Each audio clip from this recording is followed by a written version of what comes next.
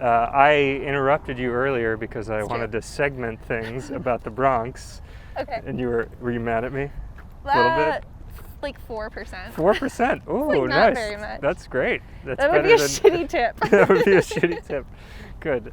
Yeah, well, as the person that cuts all these up, I felt compelled to hold off our comments on the Bronx in general for the end because I wanted to keep it all in one section. Yeah, that makes But sense. you were saying that your experience with the Bronx. Yeah, I guess to pick up where I left off, Yeah. I was saying that I don't have a ton of experience being up here. Pelham Park, Arthur Avenue, Yankee Stadium, and Mott Haven, which was when we were dating. Yeah. The Co-op Academy. Exactly. I came up to Mott Haven for 6 months, once a week, to take a business class. Yeah. And that, I think, after taking that class and just general like media ideas of what the Bronx is like, made me definitely think that it was all sort of, the whole borough was more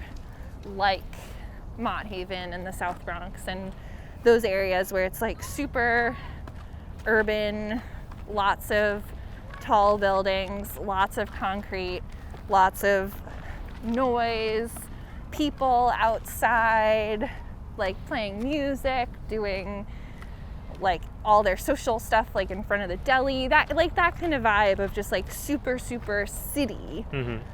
And I guess coming up here I knew that there was Riverdale. Right. I knew that was some sort of posh, rich neighborhood. Yeah. And that's basically all I knew about the Bronx. I kind of expected the entire borough to be really urban development, and then just that one neighborhood tucked up at the top to be some sort of like, I don't know, the suburban land. Yeah. And I feel like it's been different than that. I feel like I've seen a lot more neighborhoods that feel a bit more suburban. Mm-hmm. And I don't know. I mean, still, we've only been here for a month, but we have walked the entire borough. And I guess I'd say the urban city feel exists in maybe slightly over 50% of the borough. Mm-hmm. And then there's a lot of really big parks. Yeah. Which, I guess if you look at the map, you can see that. But I don't know. I don't know if I didn't believe it or if I just thought they were smaller or what. Yeah. But that sort of, I feel like having a really massive park separates you from the big buildings, big concrete city vibe. Yeah. And then there is a lot of the suburban, like quiet neighborhoods, single family homes.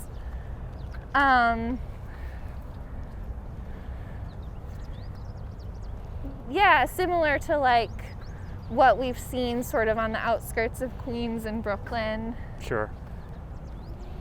And yeah, I was surprised by that. It's been nice. It's been nice to sort of meander through the different neighborhoods and really feel like they're all different neighborhoods. Yeah. Yeah, it has been very interesting. I don't know if part of it is the fact that we've been walking so long and then had this one be the last one or not, but it definitely feels the smallest. Like I have in really? fact, yeah, and just looking at a map, I wasn't able to find the acreage in very casual searching. I'm sure I could, but oh wow, look at all the planes here. Oh my gosh. Yeah, that's awesome. Wow. So cool. Great way to spend the day. But so yeah, I haven't found the exact size of all of them, but just looking at the map would suggest that the Bronx is the smallest of them by acreage or mileage or however you want to judge it. And then on top of that, to have the biggest park in the city, Yeah. I think the third biggest park in the city in Van Cortlandt, if it's either the third biggest in the Bronx or third biggest in the city, but another huge one.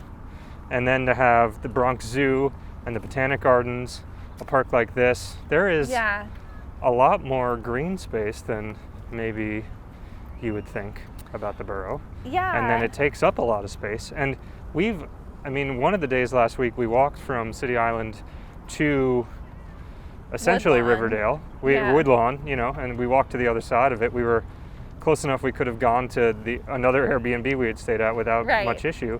And that's essentially, the fat part of the borough. It's very achievable. It's interesting because if you look at the map, it looks really big. Yeah. And that's part of why we did it the way we did it, where we stayed in 4 different places throughout this month, because we thought, we gotta stay in the different corners, otherwise we're not gonna be able to make it out there. It's so far. Yeah.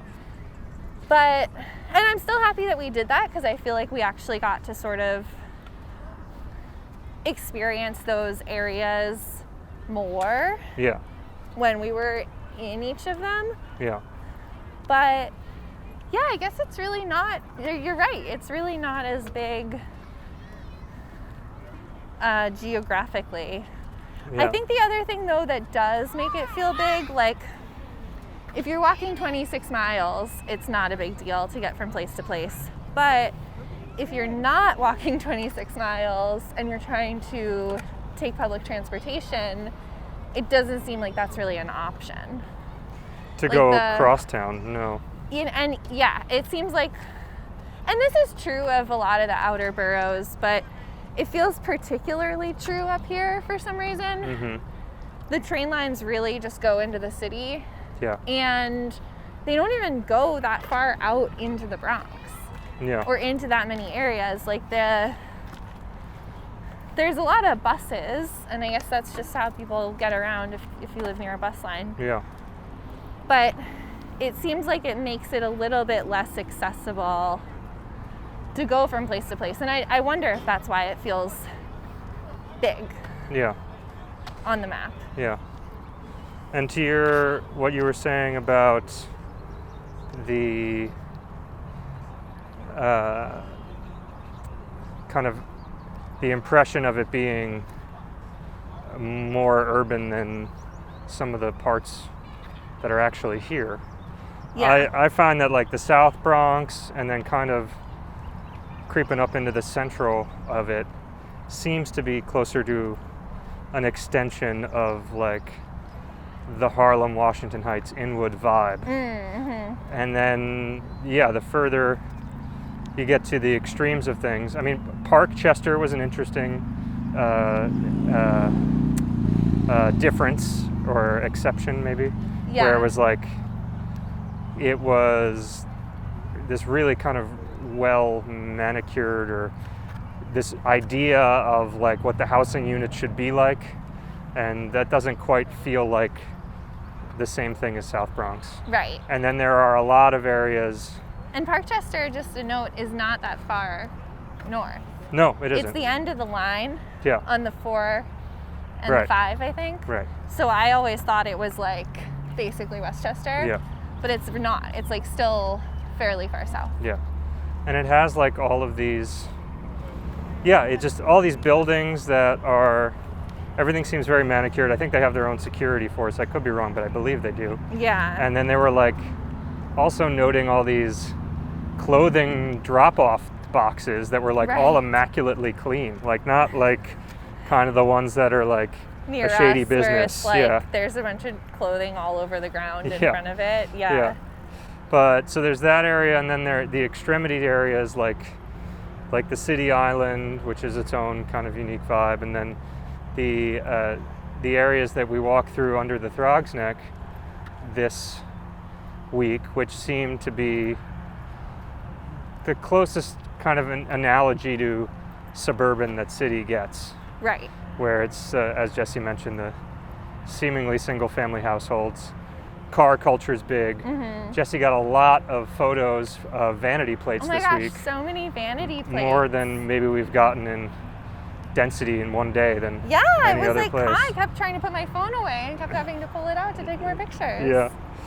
And so, yeah, that's kind of like a vibe around here. Yeah. Where you, I guess, I mean, I wonder how many people commute here versus commuting to Yonkers or just working locally, you know? You mean from, like, commute into the city? Yeah, commute into the city versus... Yeah, I don't know. I don't know how that works. That would be an interesting thing to figure out. Yeah. Yeah.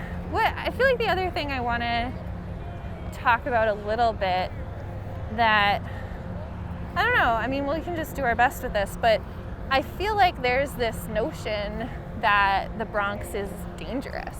Right. And I'd love to push back against that, especially after, I mean, we've talked we've talked a couple of times about the concept of like a bad neighborhood, right? Yeah. And how we don't subscribe to that. Yeah. And I think it's a similar thing where, for whatever reason, I feel like I can imagine a couple of them, but I don't really want to like say that I know why the Bronx has gotten a bad rap. Yeah. But I also feel like it's probably because of the demographic being not white. Right. I feel like it's because it's related to hip hop a lot. And other than that, I don't really know. Yeah. Honestly, maybe the lack of public transportation, maybe the fact that there's more walking and taking the bus that you need to do. I don't know about that. But I mean, I've felt completely safe the entire time we've been here. Yeah, I haven't felt in danger at all. I mean, as with any area that you're unfamiliar with, you could feel some type of discomfort about navigating around a space. But one, I consider that different than danger. And two, I certainly wouldn't put that on any situation that I'm going through. That's a me thing. Of course, you know? And then you figure, first of all, you just realize, oh, wait, I'm just feeling something that, even if somebody else is also feeling that around me, the odds of that, you know, resulting in something that's dangerous or a problem are so low, you know? Yeah. You just can't live your life thinking about that. I think what most people attribute to being dangerous is, I feel uncomfortable here because it's unfamiliar to me. Yeah. And I think we've talked about that before, and I don't know if we have to go like super into it, but I did just want to bring it up since I feel like that's a common conception. And I just I guess I'd say, if anyone's listening and is thinking like, oh my gosh, they've been in the Bronx for a month, are they okay? Like, just think about why you're thinking that, I guess. Right. You know, we're fine, we're good, everything's good. Yeah. I don't know. Like I said, I don't have much more. I don't really have the words for it right now. Yeah. There are like 3 or 4 random observations I want to bring up. Okay. One of them, this is kind of related, and I don't know what can be done about this necessarily, but I have observed that the most dog poop is on the Bronx streets so far. It seems like really? That's my observation. That doesn't mean anything about the people, or it should impact anybody's opinion of the situation. It's just something I've observed, particularly around the Bronx Zoo area. I think it's because, and maybe now that I think about it, from the zoo. Maybe because there are all these park areas where there's nobody actually living around, that people just feel more comfortable just leaving, because there's not a lot of people walking around during most hours, and you know, and it's like there's nobody actually living there. Yeah. However, there are also a lot of signs about there's not a lot pooping, of signs. particularly around this southeast Bronx part of the area, under the bridges. Week we've seen as many license plates as I've seen. You've almost taken the same amount of dog poop signage, propaganda. So That's one thing I've noticed. Another thing that I've noticed, we're in a,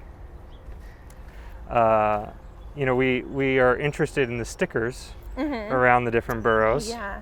And this, the Bronx has the least amount of stickers hanging up around everywhere, but it does have probably the most interesting quasi-sticker thing I've seen since we've been walking, which presumably one person, I don't know, I could be wrong. Yeah. But presumably one person has gone around and put up a series of evangelical style messages to people, and they are done on like vinyl.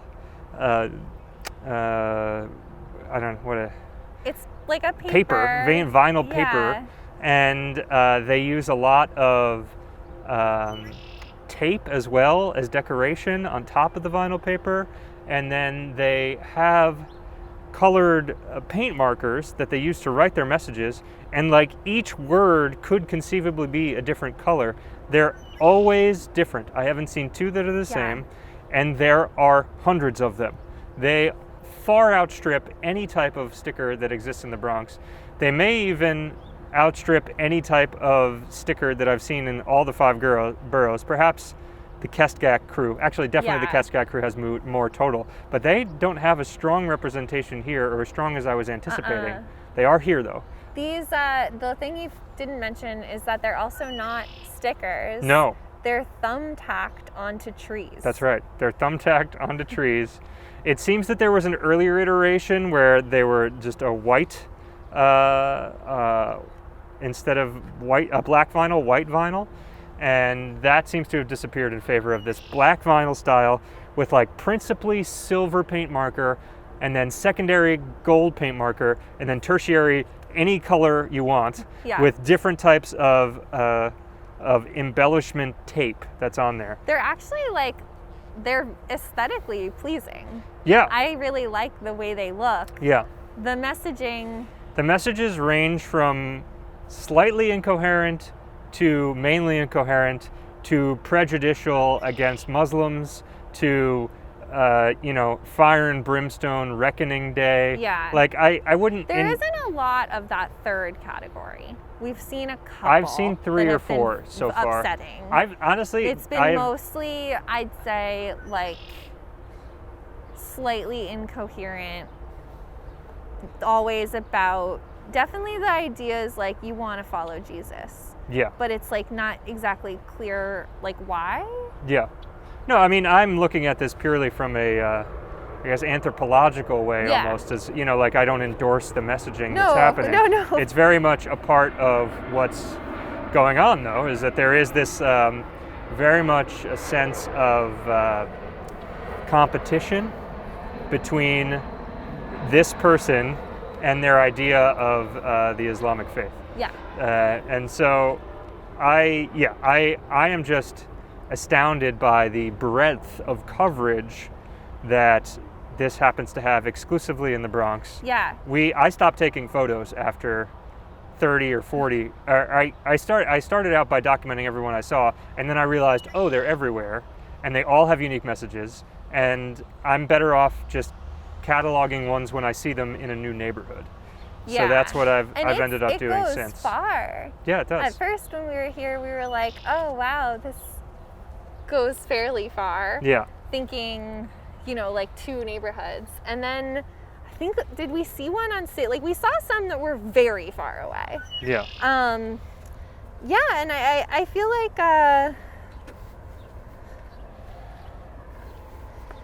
I wonder, like we're definitely noticing things through these walks. Yeah. But I am curious, like if anybody is from Bronx or spends time in any neighborhood in the Bronx, if you've ever noticed these too.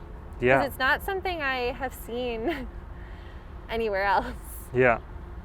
Yeah, I'm fascinated by them. It would be really interesting to meet the people that are involved and talk with them and understand like what their are they, I mean, clearly they're doing this in the name of their religion. Are they doing it because, they believe that they'll be among the saved if they evangelize like this? Right. Or are they doing it just as a purely out of the goodness of their hearts, Right. Or is it just like a hobby? Yeah, I don't know. But it's also kind of interesting that there aren't as many stickers around too in general. There's a couple of hot spots, but if there is things adorning the streets, it's more graffiti than stickers. And yeah, I mean, we've seen some interesting graffiti, as last week's video showed, checking out the Pelham Bay Park area, but it's all around and it's cool. Yeah. Yeah. And I don't know. I mean, there's so much to say about the Bronx, and we've handled our kind of unpacking of the borough in a way that's different than what we've done with the other first impressions months. Whereas with like Staten Island or any of them, when we went to a region, we kind of talked about what that neighborhood was like, and this month we've kind of had a big ticket area that we've explored in lieu of talking about the neighborhoods. But I do think that when we are done with the project, we'll have to spend some time kind of re-looking at the map and looking at the pictures and thinking about what all the pieces mean. Yeah, well, I feel like we're also, all the first ones we did first.